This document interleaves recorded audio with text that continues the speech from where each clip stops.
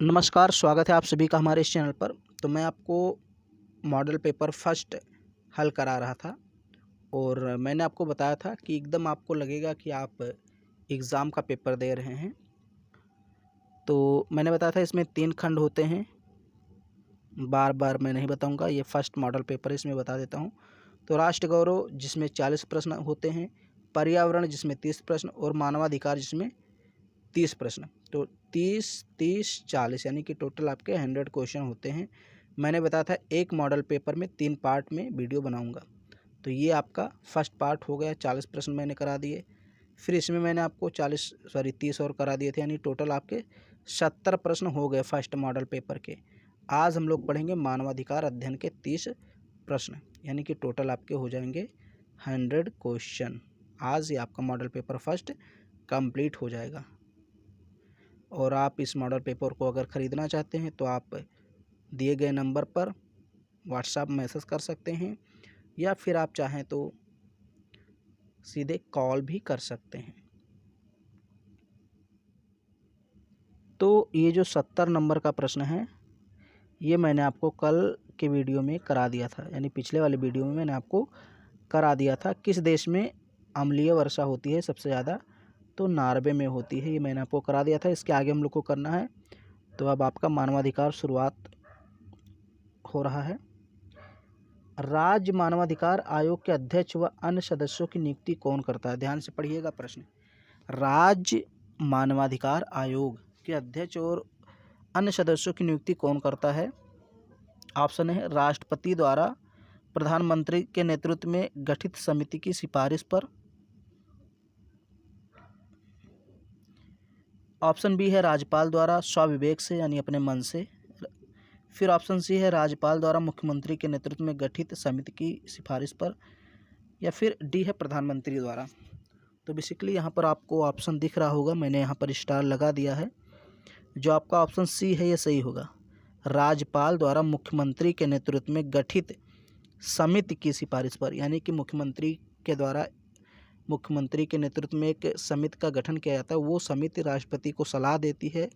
फिर राष्ट्रपति नहीं, राज्यपाल यहाँ पर होना चाहिए, मैं राष्ट्रपति बोल रहा हूँ।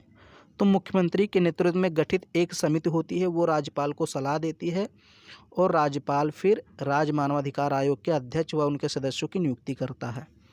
समझ लीजिए इसको। अगर यहाँ पर पूछ लेता, राज्य की जगह यहाँ पर पूछ लेता राष्ट्रीय मानवाधिकार आयोग, तो कुछ नहीं करना था, बस यहाँ आपको राज्यपाल की जगह राष्ट्रपति कर देना था और मुख्यमंत्री की जगह प्रधानमंत्री, फिर आपका ऑप्शन सही हो जाता।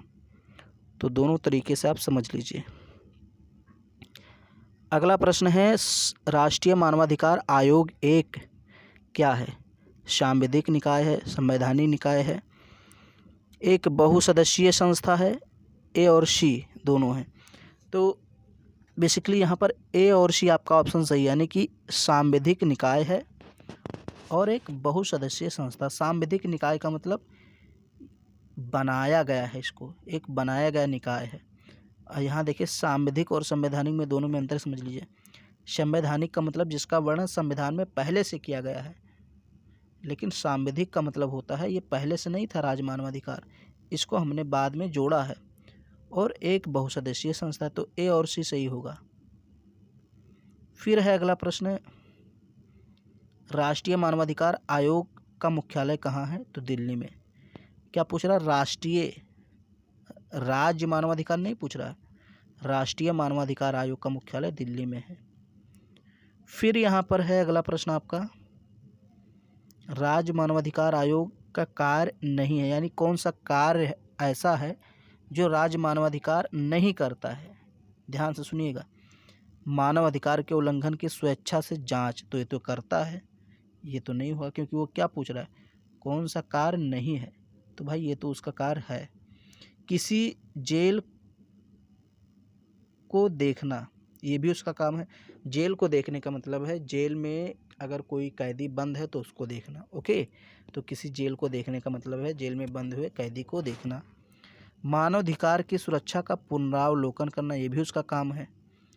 वो पूछ रहा है कि कौन सा कार्य नहीं है, तो यहाँ ऑप्शन डी पढ़िए, मानवाधिकार का उल्लंघन करने वाले को सजा देना, ये इसका काम नहीं है। मानवाधिकार सज़ा नहीं दे सकता, ये सिर्फ मानवाधिकार उल्लंघन की जांच कर सकता है, लेकिन सज़ा देने का अधिकार इसको नहीं है। तो ये आपका ऑप्शन डी सही होगा। पूछ रहा है कि कौन सा कार्य नहीं है आयोग का, तो यही कार्य नहीं है।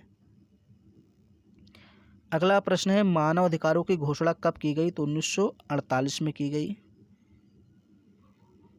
मानव अधिकार दिवस कब मनाया जाता है? 10 दिसंबर को मनाया जाता है।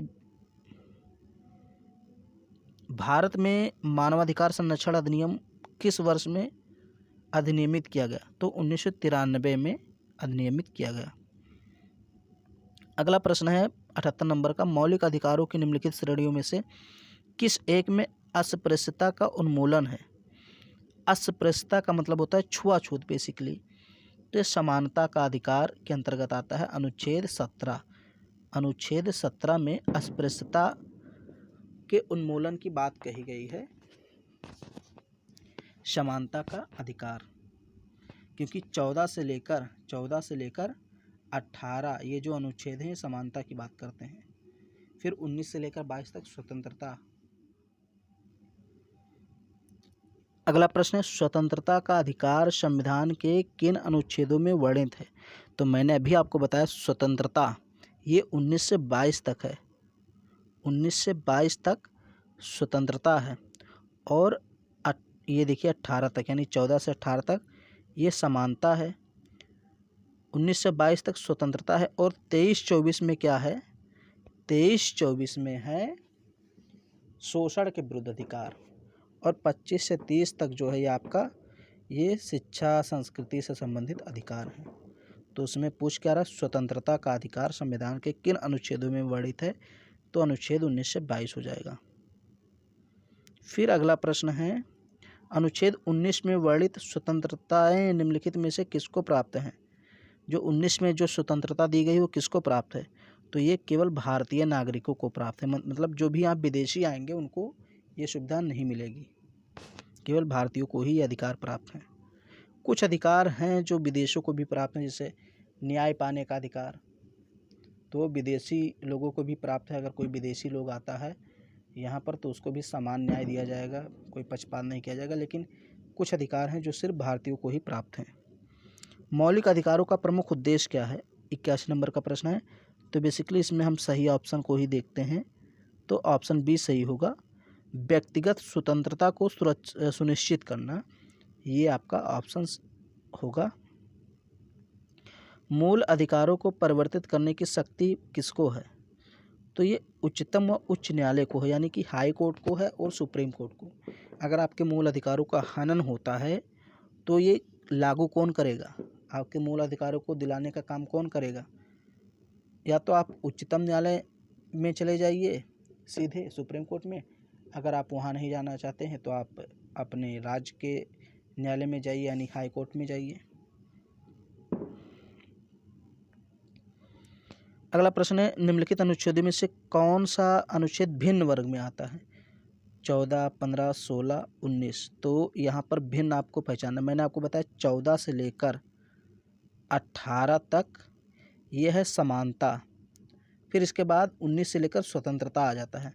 तो ये देखिए 14, 15, 16 ये तो समानता वाले हैं सब, और ये जो अनुच्छेद डी है, सॉरी ये अनुच्छेद 19 यानी ऑप्शन डी है, ये स्वतंत्रता से संबंधित हो जाता है। तो 3 तो है समानता वाले और 1 है स्वतंत्रता, तो ये भिन्न हो गया। अगला प्रश्न है, मौलिक अधिकार संविधान के किस भाग में वर्णित हैं? तो भाग 3 में इसका वर्णन किया गया है। अगला प्रश्न है, मूल अधिकारों को सर्वप्रथम किस देश ने संवैधानिक मान्यता दी? तो संयुक्त राज्य अमेरिका ने, ऑप्शन बी सही हो जाएगा। फिर अगला प्रश्न है, वर्तमान में भारतीय नागरिकों को कितने मौलिक अधिकार प्राप्त हैं? वर्तमान की बात हो रही है, तो वर्तमान में 6 प्राप्त हैं। अगर यहाँ पूछ ले मूल संविधान में कितने अधिकार थे, कितने मौलिक अधिकार थे, तो 7, लेकिन वर्तमान में 6 हैं क्योंकि संपत्ति का अधिकार हटा दिया गया। अगला प्रश्न है, नीति निर्देशक तत्व का महत्व किसके लिए है? तो ये राज्य के लिए, यानी एक प्रकार से राज्यों को सलाह देता है, आदेश देता है कि आप कुछ कल्याणकारी योजनाएं लाएं, तो ये राज्य के लिए महत्वपूर्ण है। भारत के किस राज्य में समान नागरिक संहिता लागू है? तो गोवा में लागू है। ये सब आसान प्रश्न है। भारतीय नागरिकों के लिए एक समान सिविल संहिता प्राप्त करने की बात की गई है अनुच्छेद 44 में। अब ये सब जो अनुच्छेद हैं इनको आपको ध्यान में रखना है, क्योंकि ये कंपटीशन एग्ज़ाम में भी पूछ लिए जाते हैं कि भारतीय नागरिकों के लिए एक समान नागरिक संहिता की बात किस अनुच्छेद में की गई है? तो अनुच्छेद 44 में की गई है।